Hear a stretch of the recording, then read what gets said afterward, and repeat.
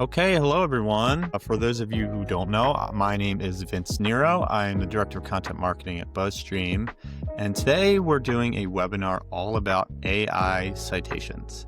I worked very closely with the team at Citation Labs and Xofu to create a big study. We looked at like 4 million citations and I'm still putting together different pieces of content around this big data set. But when we first set out on this journey, my end goal was to have the team kind of come together and be able to talk about some of this stuff, because there are some actionable takeaways and there are some very smart people thinking about this stuff and doing a lot of the work to understand how this stuff works. And the team at Citation Labs and Xofu are some of those super smart people. So without further ado, I would like to intro the team that is joining us today. And how this is going to work is I'll be the moderator, just throwing them questions. I'll talk a little bit about the study, but for the most part, it's going to be pretty loose. So Garrett French, James Wirth, Valerie Cecil. This is part of the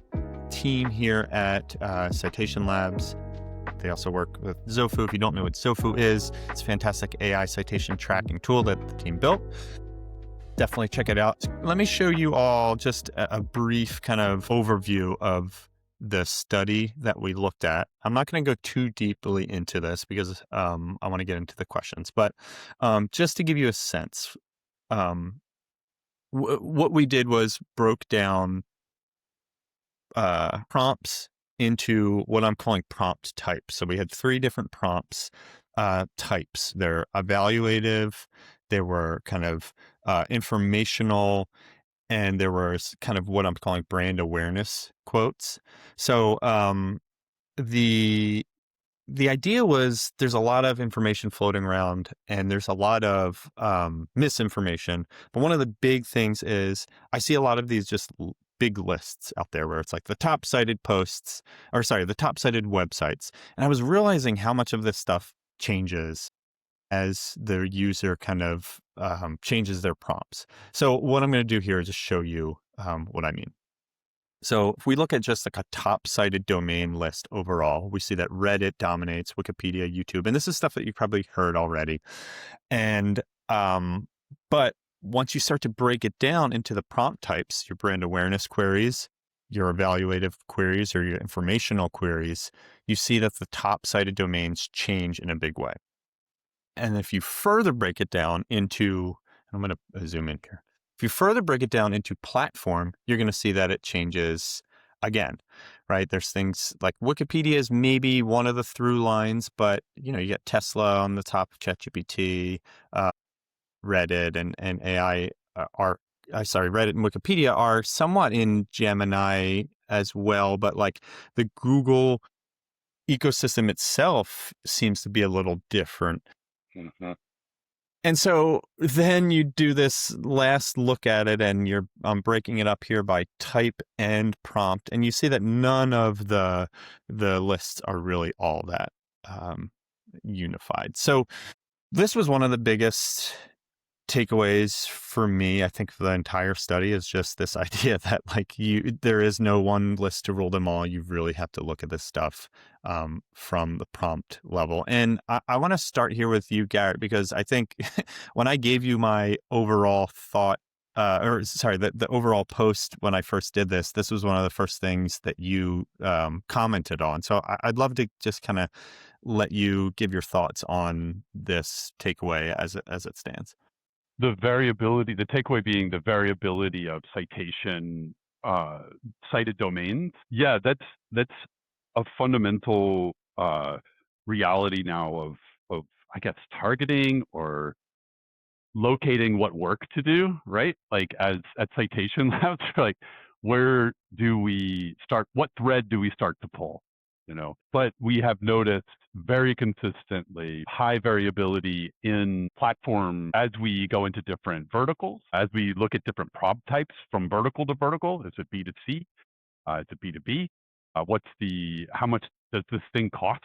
What is the buy cycle like for this, or how long is the purchase decision cycle? All of these aspects will influence what is going to be cited, right? So just any kind of like top of the, high level, huge data studies are, if you're taking anything away from them other than I need to figure this out for my vertical, then you might be taking the wrong things away from them. But I will call out things like LinkedIn.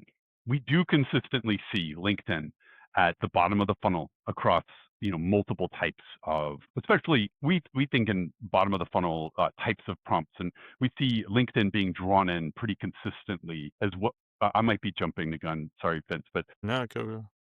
help. I'm sorry. Help reframe me a little bit. Bring that image back, if you would. Of course. Is this what? Am I answering the question you asked, Vince? I'm like having a sudden sense Yeah, of I mean, worry that well, so I think the comment that you I think had for me was like this. I think what I said was there was no universal list to rule them all, and the types of prompts you ask actually change where the information comes from. So I think what you're getting at, seeing, is kind of the way that I understand you kind of view this, which is you guys spend a lot of time building prompts and getting very for sure. detailed on your prompts. So we can maybe just have that conversation right now. I think that's probably a good way to lead into this, is just the power of the prompt and how you at Citation Labs think about prompt.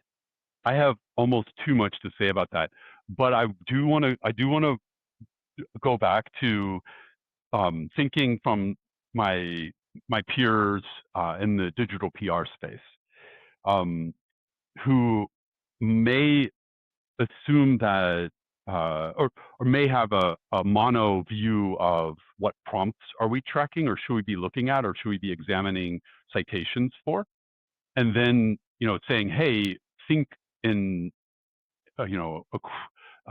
in a multitude of prompt types, A, and B, look and see how the cited sources vary as we go up and down the funnel, right? From the bottom of the funnel up to the top.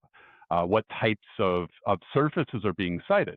Because if you get visibility, and good job, hooray, in a large publication, will you see that cited in the bottom of the funnel types of prompts that actual buyers are possibly using? Nobody knows what buyers are using for sure, right? But what can, well, I say that, but I hope James will interrupt me if I misspeak. But we don't have a great sense necessarily of the exact prompts that buyers are using. And so because of that, or the query fan outs necessarily, but because of that, there may need to be more of a comprehensive uh, addressing of the surfaces of the publishers who might be willing to add content to their sites, who might be, or like a LinkedIn. So if you're in digital PR and you've gotten a big piece covered, congratulations. How should we be framing it or discussing it so that it could be, so that some portion of it could be contextually relevant at the bottom of the funnel for a piece that you might put on LinkedIn as the brand, right? So there's a lot of support work that I think that this kind of a study indicates could be important to a broader, if digital PR practitioners were thinking of broadening, or how do we make sure that our big pieces that we've gotten coverage for are kind of working their way all the way through the potential cited um, citation opportunities that may exist here. And so that'd be one place I would begin, is saying, hey, do we have a sense yet, as any practitioner, whether you're digital PR or not, but from a visibility standpoint, do we have a sense yet of, oh my God, my doorbell just rang. It's the junk guys. I am not leaving this thought though, I promise. But sorry, I just got really distracted though. Let me get regrounded. Right here, I'm in my basement. This is my happy, fun place. Are we thinking about all the possible prompt types that our market might be using? If we're tracking prompts, are we over indexing on bigger picture entity kind of knowledge prompts? Or are we really trying to model user in in in the in the middle of practice, in the midst of working? Are we able to model that particular type of context so that it could so that we could have a sense of where LLMs are drawing their information from? Let me pause. Does that Yeah, make sense? and and also, are we looking at this for our particular brand? Because one of the things that really jumped out at me as Vince started sharing some of the data that was coming through, as he was analyzing it, was, wow, there's a high level of variability here. He's already shown that across these different views into the data. And so I started seeing domains that, I hadn't been seeing that frequently enough for me to say, wow, I recognize this pattern across across AI systems or across intent types, et cetera, with the analyses that I've been looking at. And so I went down some really fun rabbit holes looking at his data compared to some other client specific data, and just recognizing that this is highly customized to not just the intent type and not just the AI system, but of course to the brand and the category of business and niche. And is this consumer focused or is this business focused? And so that was one of the really interesting things that was a takeaway for me as well, is especially because this was a good amount of data, is, are we looking at these views for specifically for a given brand? And you could do this in a lot of AI systems. That seemed to be one of the biggest takeaways for me. Is the national studies or international studies, these are really helpful. It gives us some guidance and direction. Now, are we taking it one step further and looking at this for for a given domain across those same things, across the different AI systems, across the different level of intent types? That really matters, and it's reasonably accessible as well. Well, James, and I apologize. I know, I kind of set the team up with some questions here. I'm probably going to just throw them out completely and jump around. But the the thing that I'm hearing from you guys both is, or the question that comes out for both, and I'm maybe going to let Valerie answer this one. I want to hear your take. But the idea of, you know, we have all this data, right? And we have these big lists, and we have kind of like directional data of, the likelihood of these citations coming up, or like these domains potentially showing up when your type of customer searches. I think the thing that people ask about a lot is, okay, um a lot of this information is personalized, right? A lot of the stuff that AI gets is personalized. So like when we do these big studies and we see, the top cited lists, the top cited domains are tend to be whatever these, Fluent Energy, whatever, Tesla. And if you're seeing this over and over, you're feeling like, okay, maybe because I'm seeing this pattern over and over, these same sites, these are probably ones that I should prioritize. Um, does the personalization thing come into play at all? Do you, like, to me, when I hear that, like, AI is going to tailor a lot of my citations to my search history and what it knows about me, I feel like all these lists should just be thrown out. Am I being too pessimistic? No, no, I love it, and I'm going to answer for Valerie I First time because for I always do. everything. Go ahead. I Yeah, always, literally, please. always do. I wonder what I'm going to say next. Valerie Valerie has the pleasure of running operations and the great privilege of being my sister. The best, So I treat her, you know, better than everybody. accordingly. No, just briefly, not briefly, it won't be briefly. Personalization. I wanna challenge us as an industry to think, this is not a real word, but roleitization. What is the role of the person we're trying to be in front of? What types of information are they going to need? That is from a business standpoint, okay, that's what personalization should mean. Now, we're not going to know what their favorite music is when we're answering their prompts. Okay, so throw that personalization idea out. We can't know that, but what we can know is that there is a logic and a structure behind the types of information that humans in a role require in order to make the best possible decision. That's a belief I have. Well, and we've been standing up lots of research, or not research, but processes to prove this out. But at the end of the day, if you're, for example, an engineer trying to learn if you need a particular type of hard drive so that it can survive in outer space, right? Like, is this going to be a good rocket ship hard drive? I don't know.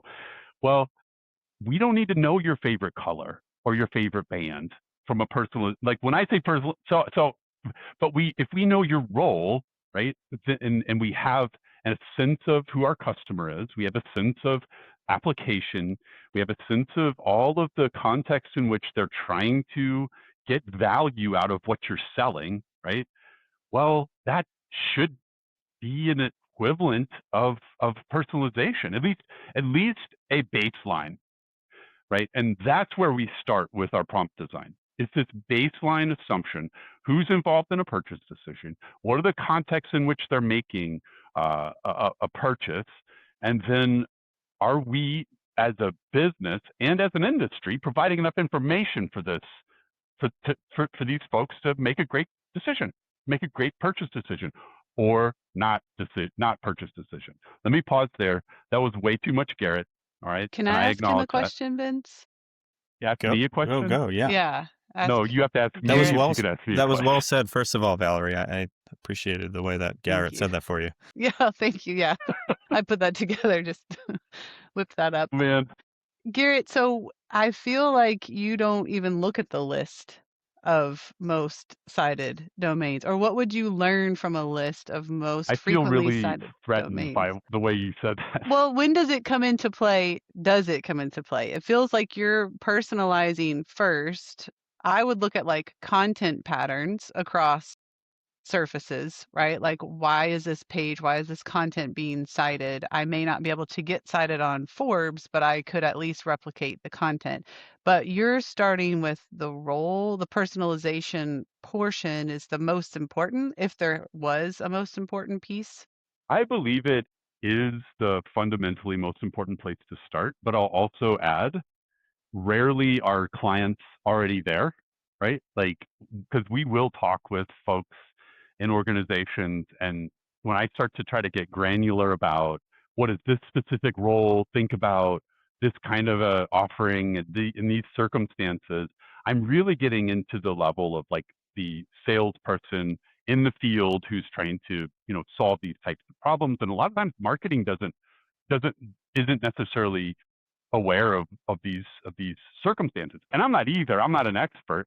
I'm an expert on figuring out like what information might we need here, right? And it doesn't mean I know the space, right? I just know what types of, like, how to arrive at that place.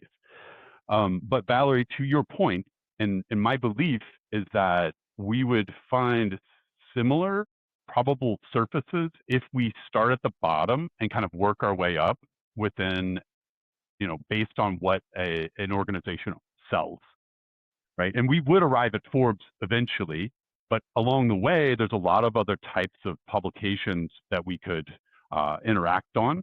And then the other piece here, guys, is when you're really solving these problems for real people trying to decide what to buy or how to solve their own problems, you don't have to be on Forbes to get cited, to be visible, right? If you're providing useful information, whether it's on your site or off your site, you will be drawn into the answers because this isn't commonly talked about, right? This isn't necessarily known topics or common types of topics for content marketers and digital PR folks to write about because we don't know it. We're not on the ground. We're not in the field, right?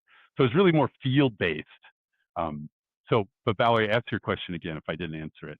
I feel like I dodged it a little bit. Well, Valerie, It was close enough. what's your take on that? Because I think the thing that I'm taking away from this seems to be, again, like, do your audience research, right? And like, to show up in AI it's less about the um, figuring out the exploits and the pattern matching, and really, if you find where your customers are and answer the right questions that they're asking, you're gonna show up and you're gonna influence the bottom line, which is Yeah. ultimately the goal. But it's less about influencing AI as the focus. It's like, hopefully you will influence AI because you were doing the right In the things, kind of way. thing. Yeah, but Yeah. what's your take there?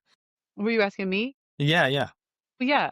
No, I totally agree. And I think one of the things that, you know, when we first started link building, and I mean like however many years ago, 15 years ago, Garrett's ethos was always value the reader, value the reader's time, value the person reading this content that we're producing, right? The links that we're sharing, whatever tactic we were using. And I think that's still so true today. I think that's still at the heart of what he's saying is that the closer you can get to those, whether they're unasked questions, because that's a big piece of this too, is the questions I didn't even think to ask, but are so important to this decision that I'm trying to make, or the people that I'm trying to report to, it's all of the things, right? But if we're there with them, feeling those pain points with them and generating content from that place, we it doesn't I hope that this is true, that it's not going to matter that that also lives on Forbes.com in order to be useful, inside LLMs. It gets picked up because we're answering questions that haven't been answered before. It's truly valuable content, and the rest just kind of falls into place. I'm not saying that it's just all magical and just don't worry about anything. You don't have, that's all you have to do. But I think it absolutely is the positioning of the content and ensuring that what you're producing is valuable on multiple levels and not really known, right? Like James would push us to look at the query fanouts to sort of guess at the confidence level. James, interrupt me if I'm going off track here, of the LLM's response, right? Because the more, James, is this accurate that Yeah, keep going. your Keep thought going. was the more that are run, the less confidence, potentially less confidence the LLMs are in the answer. So we have more of an opportunity to sort of get in at that grounding layer. The fewer that are run, it's kind of like, I know everything, but like I'm just going to run a few I'm just making this up. Like I'm an LLM. I'm just going to run a few verification queries, right, to make sure I'm producing the appropriate response here. So we've also, I would say Garrett's positioning, the personalization, absolutely, but I think bringing in the QFO data Yeah. also is just as valuable It's more because explicit. yeah, You and can it also gives directly you guardrails. I mean, we yeah, would end up producing a 400,000 word guide if it were up to Garrett. 300. I don't know. But with Well, James, that positioning I think helps ensure as well that It's a we nice do have constraint some for guard. sure. Yeah, Yeah. yeah. and one aspect too is we can rethink how we look at personalization. Also, is it personalization in the way that we're used to thinking about it in terms of my particular search history from a conventional search perspective, and whether Google is or is not using my search history or using my any behavioral signals in determining what the search results look like, versus personalization that Garrett and Valerie are leaning into, related to the user and really, or the target customer, the prospect, and are we fully understanding that person's needs, what they're up against, their main considerations in making this potential decision, personalizing it from that perspective. So swinging back to Vince, you talking about, should we just throw this out because personalization is going to have a major influence in the citations that are used? One of the incredible things about AI is that they're personalizing. My favorite conversations with my AI system of choice are the ones that are a really long conversation. And the AI systems know this obviously already as well, because Claude just recently said, hey, we're going to now reference your other chat conversations when we're answering you. And so, that level of personalization is important. And so we could think about it as marketers from the perspective of what is the customer journey getting to the point where we're even at the top of the funnel, let alone at the bottom of the funnel, and all of the inputs that go into that along the way. So I think to some degree, yes, it is important to take with a grain of salt, maybe not throw out systemically, but take with a grain of salt high level studies that may or may not align with the brand or entity that you're focused on. Mm-hmm. I don't want to belabor the issue, but do your own research, very specific to your particular scenario, your domain, and your ideal customer and their journey getting to the point where we have these brands that are being cited in the conversation in order to not just ground the AI system in the prompt, but also help it to generate the answer. Yeah. So I want to, we're at the halfway mark here, and I think one of the big things that a lot of people asked about is kind of tactical stuff. So I think there's one other question I want to run by you all, and Valerie, this was something that you and I kind of positioned the last time we spoke, and I have since tried to write a blog post about it, digging into it myself. But this idea of brand mentions versus citations, and like, what is the ultimate goal, right? Do you want to be mentioned by the AI, or do you want the citation?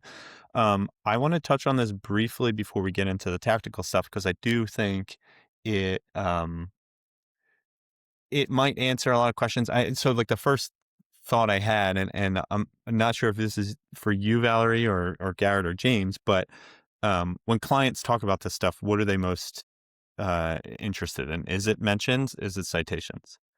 Valerie, you can go first if you want. Well, it's all over the place, unfortunately. I know that's probably not a very satisfying answer, but we really do have client demand for both mentions and citations, even positioning of mentions, right? Like, so within a response, right? So that is like maybe not a next level, but it's also an additional request we get, The warmth, right? Valerie, you mean like is it a recommendation versus a disrecommendation? A Or warning? even like, am I the fourth or the fifth option, or am I the first option, right? Like, because within a Recommendation. certain type of query, right, Right, of that's course, yeah. asking for like a ranked list. So that's not really what you were asking, maybe, Vince, but I guess it's just it sort of it just really depends on the visibility that they currently have within like a use case or product or service, and Right. then we kind of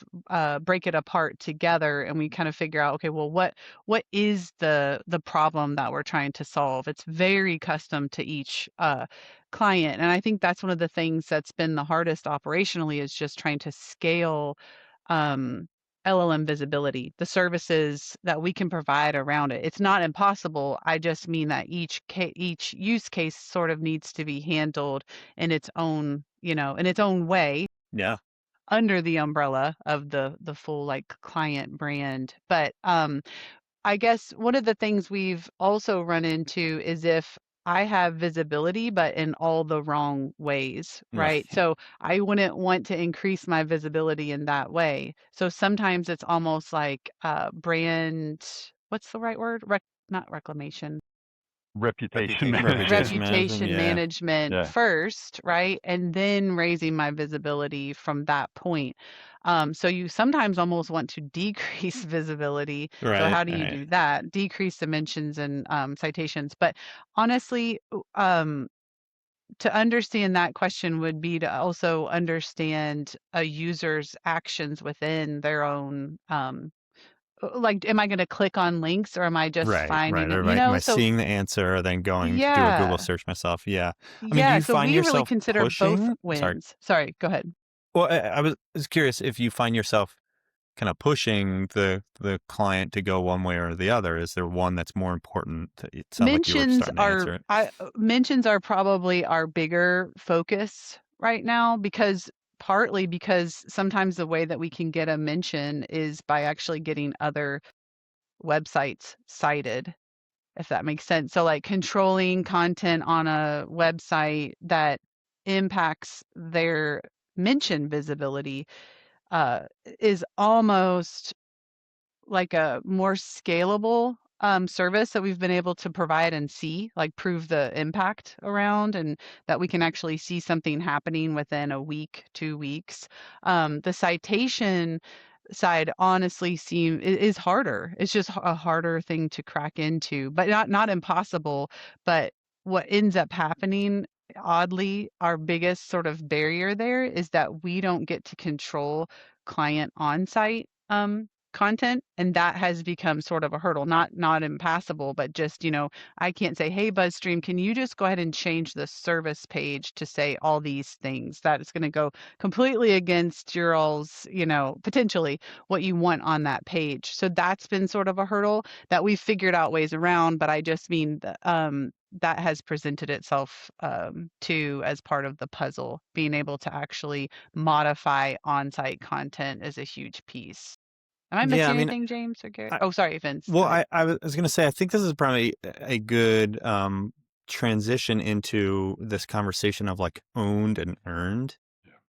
And as part of this study, what I had done was broken down all the citations into owned site and earned sites. So the informational ones were basically if the prompt mentions a brand, if it was like booking.com versus Expedia, which one should I choose for my travel? If the citation was from booking.com, it would be in owned. If it was from some third-party review site or whatever, it would be earned.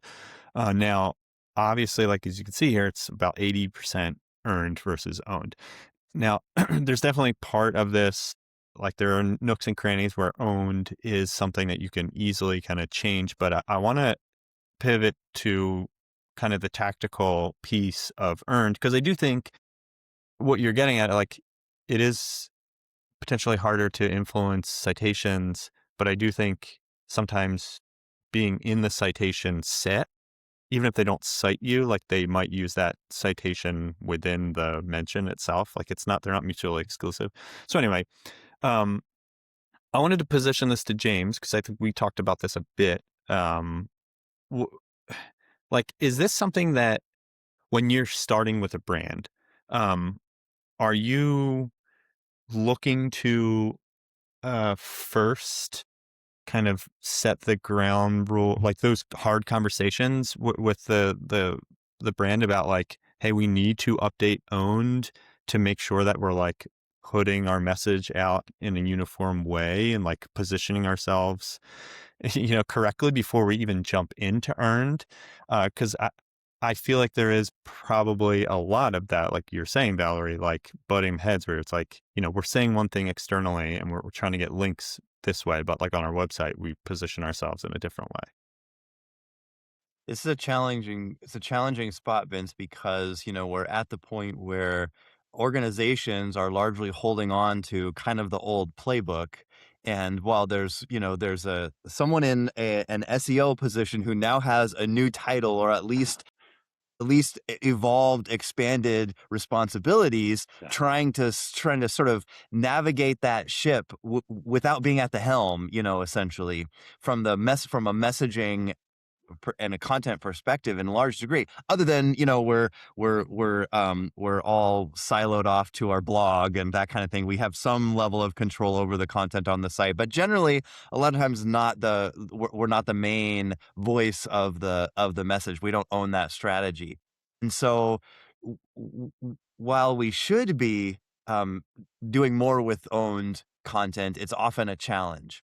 And the challenge with that huge 79.3% of the earned side of the citations is most of those to a large, very, very large degree are closed systems that have their own set of editorial controls in place and are not going to give me just turn over a platform that I can say whatever I want to say on. And one of the biggest challenges with this new environment, going back to personalization, is now, because it's not only personalized based on my history and my needs and my considerations, it's also personalized based on, we mentioned it earlier on, the intent, the classification of the prompt, the intent breakdown, the way that the AI system is going to interpret what I'm looking for, and then run those query fan-ups that are going to have a high level of specificity. So now we're almost living in the long tail world and eschewing any sort of head volume in terms of keywords, because they're going to just custom cater and personalize this answer directly to either what I give it specifically or what it interprets to be the main components of my needs, essentially. And so now we have very specific information we want to get out about our brand and our offering in the form of these descriptors that the AI system may or may not align with initially on how I want to present these aspects of my offering or my service. And the closed systems on that earn side being 80% of the citations when it comes to a particular brand being really challenging. The AI systems are not looking on my own website. They're looking in very large part on other websites talking about me, but I don't necessarily control that messaging or the narrative. And I'm not necessarily doing a great job on my own website in the first place. So it's challenging. We're in this environment where we really have to rethink content, and the large high authority sites that you were showing before, which may or may not be relevant to my particular scenario, have their own approaches to how they gate content that gets published. The earned aspect of this, I might be able to earn it, but is it in a way that I want to or need to, based on those descriptors of what the AI system understands about my brand, to talk about my brand? And then also on the own, which is only the 20% here, am I even talking about my brand the way I really need to in order to align with what the AI systems are looking for? And maybe that's why it's only 20% of the content, because I'm not really giving them anything useful or germane to the actual prompt that they're dealing with in the first place. It's a challenging spot in terms of content. This is such an important view, and we're just barely even taking a peek at it. Well, so now I want to ask probably the thing that everybody has tuned in, and it's going to be a tough question, but I mean, okay, so this is what we know. We've kind of set the stage. We know that there's all this variability. We know that earned makes up a lot of the citations in general, but we can't necessarily control them. So what do we do? How do we get citations? What are the tactics that you guys are taking at Citation Labs to help influence? Let's stick with citations, but I'll say if there is crossover with the mentions too, or if it's different.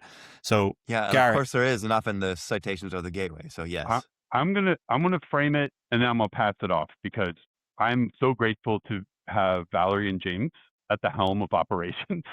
So I just get to stay hang out in my basement and just dream and think with your whiteboards. I love my life. I do. But I'm gonna let these guys really speak into how are we affecting.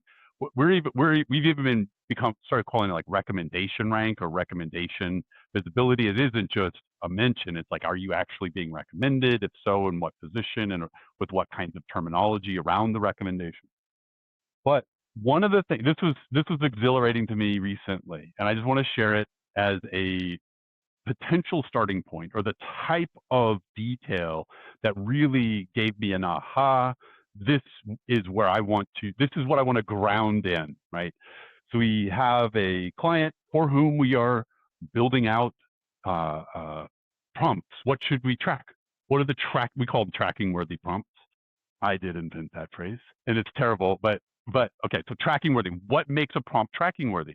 Well, in my opinion, my excellent opinion, it is, hey, sorry, I'm getting distracted by my own silliness. Let me take a moment. So we started in, we had some view into HubSpot, okay? We had view into leads that were coming through ChatGPT. And then as someone came to the website, they would type in what they wanted. Click, click, clack, clack. Here's what I want. Well, that piece right there, if you can ground in someone that's coming through an LLM system and what they type in as soon as they enter your door, right? They walk through the door. Here's what I want. Well, that's the place to begin grounding the prompts you're tracking. And then you work backwards from there. And I don't like, what are the steps, Garrett? Don't ask me. Let's move on to Valerie and James. But what are like, you work backwards from what people are actually wanting that have explicitly come in from LLMs.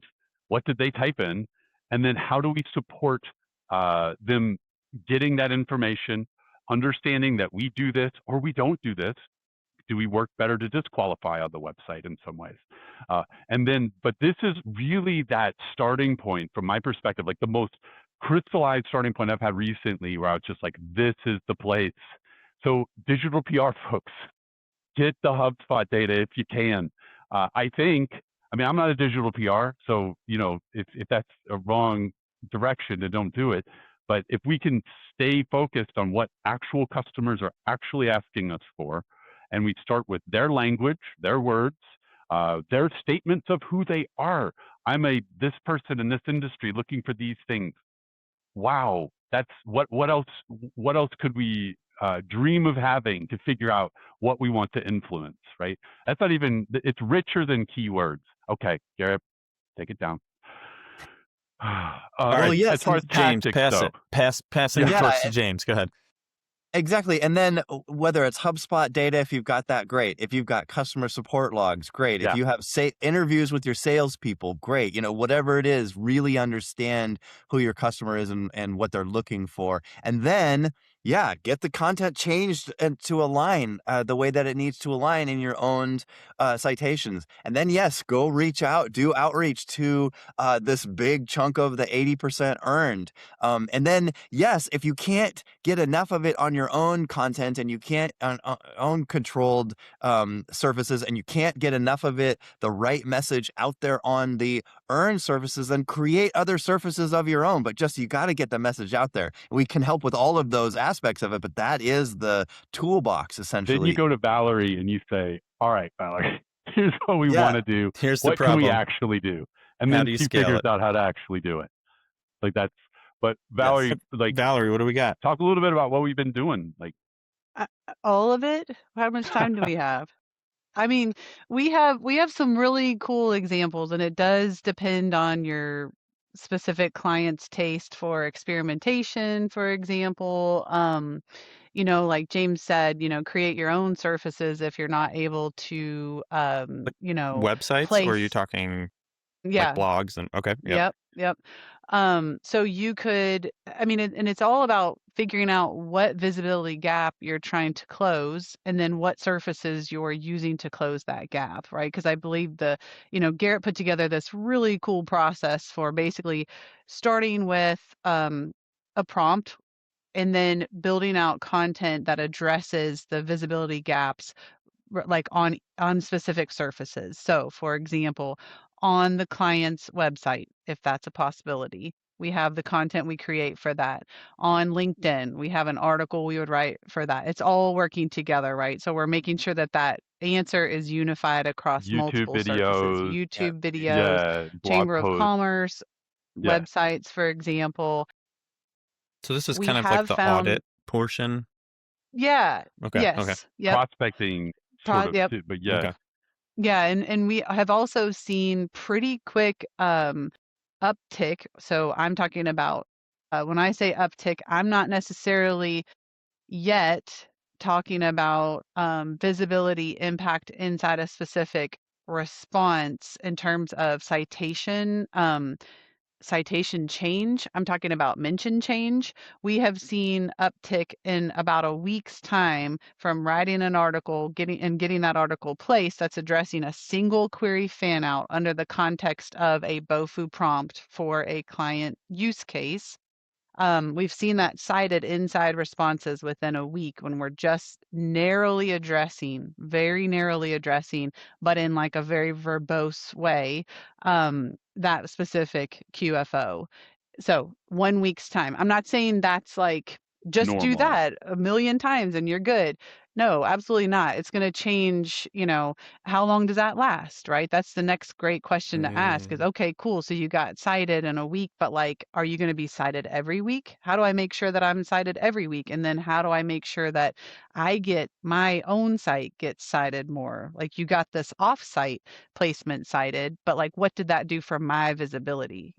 But the And is it coolest thing is translating? every step we take toward that end goal only gives us more questions and more sort of projects and Yeah.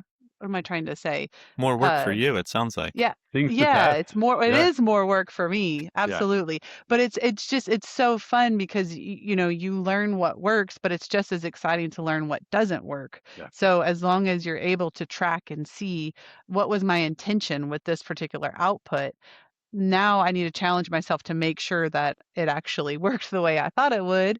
And if it didn't, that's okay too. But what am I going to do about it? And when you have clients who are willing and able to go along for the ride, all along the ride, it's Yeah. so fun. So, James, I think I interrupted you.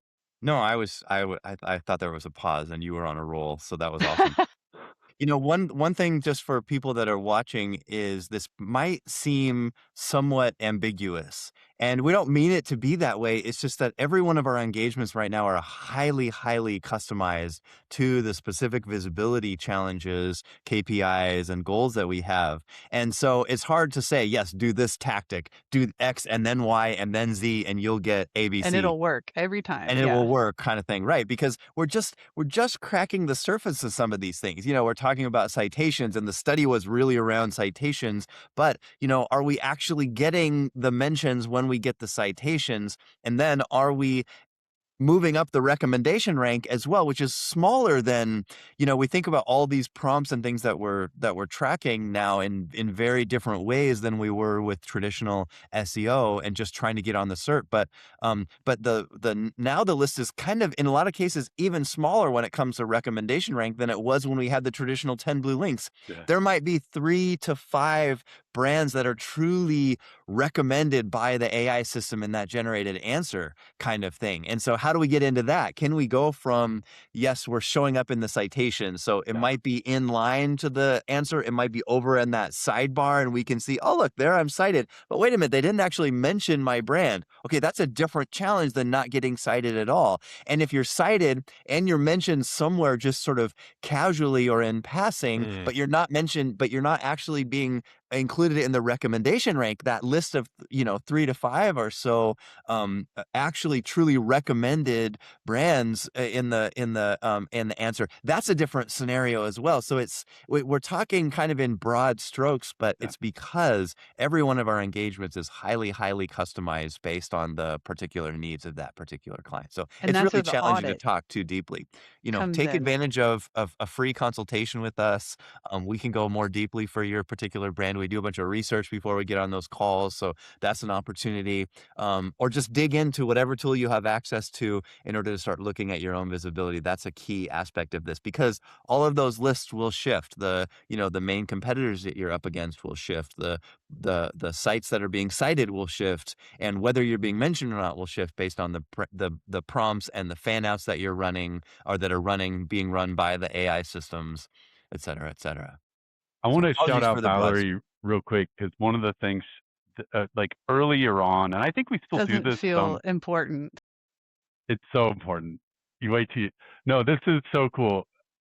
So we used to have a little narrower description of how we would describe citation optimization. So we really are trying to land in this place where we're like, okay, it is citations a lot. Citations affect mentions and recommendations, but earlier on we would take top of funnel, middle of funnel, bottom of funnel prompts, run them, and then competitive comparison. What are the best X for Y? And then we go. This is part of our process, like, cited article by cited article, and just try to work with them to change. If they weren't mentioning our Their client, content, make sure yeah. they mentioned them. We Get our competitor may have knocked been off known of the to page. remove. Yeah, she seems nice, right? But no, no, she's not. A lot of it is link, what we're calling that now, because we still do that. We're calling Yeah, that like link insertion on cited pages, because citation optimization should really be thought of as every type of output that we're putting out on the internet yeah, to help with our clients' visibility, right? Whether we're talking about a SERP search or we're talking about AI search, whatever. That's really what we're going after is citation optimization just in general. But yeah, we misnamed that internally when we started going after cited pages and asking for link insertions. And honestly, I did there have been examples of completely rewriting yeah. content on a cited page as well. Some people are willing to play ball, so I absolutely did that. Yeah. It was Do fun. I mean, it's super Valerie, are neat. those pay to play situations? Only like a handful have not been pay to play. Yeah, So that's what yeah. I And a These was. are lot of the cited. work we This is what's getting cited. I'm sorry to interrupt and interject, but these are the things that are getting cited by, LLMs. Are these already being paid? cited. Yeah. Yeah, Yeah. Yeah, it's yeah, paid. It's paid services. Right. We have them labeled as earned right here, but I mean, yeah. I Vince, haven't done the frankly, paid. like a good chunk of them are paid. Yeah, there's a lot that happens behind the scenes. I mean, I tried my best to categorize stuff that I saw was like an affiliate or sponsored, but there's Mm-hmm. so much that happens behind the scenes, money So changing hands much. for Yeah. sure. Yeah, that's why my question was that. So okay, we have about 5 minutes, and I don't know if you guys can go any further, but I can. there's a handful of questions, and I think the answers to some of these might be not as specific as we'd like, which I think is also kind of a good thing because it gets you thinking the right way. But so one of the questions we had was, what kind of backlinks really move the needle for clients to show up in AI citations? Now, we've kind of gone through the list and the fact that, these lists are very general and like, it's hard to take these one-to-one comparisons or, one-to-one applications to your own brand because every brand is different and every brand has different needs. So I want to reframe this as to if let's I'll do kind of a more rapid fire thing since we have less time. But like James, um, what kind of backlinks? How do you figure out the backlinks that would move the needle? Yeah, we do deep dives into the result set as it currently stands. Who's getting mentioned in the answers for the prompts that are important to us? What sites are being cited in those answers, contributing to generating those answers? So it's a deep dive into the very specifics about when we get the prompts right, we understand the query fanouts, we understand what our surfaces look like. Okay, let's get the message out there in every way we can. And it usually is about backlinks, but a lot of it is, about the editorial aspects of what the backlink provides, sort of thing. It's not just it's not just the old school spammy, it's not the old school spammy link page, like editorial and resources information and resources page. There's an editorial component almost always in some way or some contextual value that we're providing. And so that aspect of it in a lot of ways is almost more important than the link itself, Yeah. because the AI and the AI system can discover your brand website and find your sales page that's most relevant or germane to the query. It's more like, I think the editorial aspect of the links is probably more important than Valerie the named it backlink itself. anchor context instead Yeah. of anchor text, right? Like, so Right. you really are The trying to say, all right, well, surroundings. yes, exactly. And it could be, what is, how are we structuring the information that we're trying to get ingested, right? Like, so there could be bulleted lists, and we've talked, the listicle thing, but it really is, it's not necessarily that blunt of an instrument. A lot of times you really have to say how, what impact are we trying to have on what, because I heard the question originally was like, how do you move the needle? And so I'm always just like, okay, well, what needle measuring what thing, And so that has been one of the quintessential parts or kind of driving forces for Citation Labs, and particularly when James Wirth came in and was just like, all right, well, this is 6 years ago now, but like, Yeah. hey, how do we know what pages to build links to? How many links are we going to need? So I'm talking AI visibility. but those are the needles that we learned to make and then measure and report on. And we're still Whoa. crafting and kind of building all that out now in the AI visibility space. We've moved needles. Are they the right needles? Are they, does it result in more leads? Well, we can work backwards into that place, but I will say links are still a part of it, and we still build a lot of links. And so we're also looking at how do we affect rankings for query fanouts too, like how do we support all of this, all the different types of visibility opportunities that are out there now. But you didn't ask Garrett. I just jumped in. James. No, that works. No, that was it. Yeah, that works. Okay, next thing is a quick answer. Which tools are best to identify AI citations? Xofu. That's an easy one. I'll We built answer our that own one. because that was Xofu. a tough question to answer. Yeah. So check that out for sure. And then there was a question about search audit, which we kind of covered, Valerie. If you want to just give a quick recap, if you can, of a few sentences of like, if you had to design an AI search audit, how would you go about doing it? We actually have that functionality built into Xofu, which is pretty cool. So it's all about, competitor landscape comparison as well. And then just how are we can actually break it down by if your starting place is a URL, so let's say that's like a product page on your website, we can break it down by product page. You can actually just look at a prompt level, right? So like you could build out a whole project that's 1,000 prompts for a single product, or you could look at 1,000 products, 10 prompts each, or however you want to do it. But we actually have that process built into Xofu itself. So, and we can actually track, the output that we've been able to accomplish. So, when we're talking about the citation optimization, we can start tracking like how many, for example, off-site placements have we built that are addressing these prompts? What sort of gap is that helping fill in the visibility landscape here against this particular competitor? I think it's a hard question to answer without actually being able to use the data that I hate to give such a vague and unexciting answer, but it's so specific to, this moving target that is LLMs, right? So, and against what competitor, you might be getting your butt kicked on one end of the spectrum, but then on another, you're doing great, So we look at all of that inside the audit that we run on Xofu. Does that Yeah, I mean, that give works. you enough? Like, I think the takeaway for me to this whole talk is like, there's a inherent specificity with all of this marketing that we're doing that I think gets lost in the LinkedIn verse, where it's just like, you see these posts where it's like, I did this one thing and increased, whatever visibility 1,000%. It's like, it's never that easy. There are always different ways to look at it. Most of these things are vanity metrics. I mean, even something like citations, if it's, you're tracking the number of citations you're getting, but for BuzzStream, for instance, like about whatever, like influencer marketing, which is something that we do.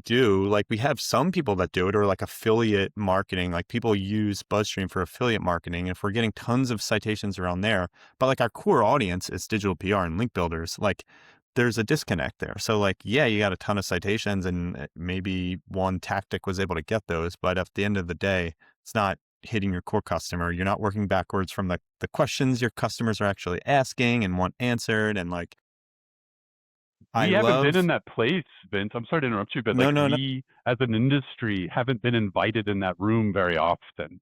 We were held accountable for traffic, keywords, top of funnel, big keywords, get me all this visibility, get me all this traffic. And so we weren't really invited into these rooms of like where buyers are actually making decisions and they're interacting with the sales team about these kinds of problems. The actual context, the real working context that our potential champions have, right? The champion of a purchase decision.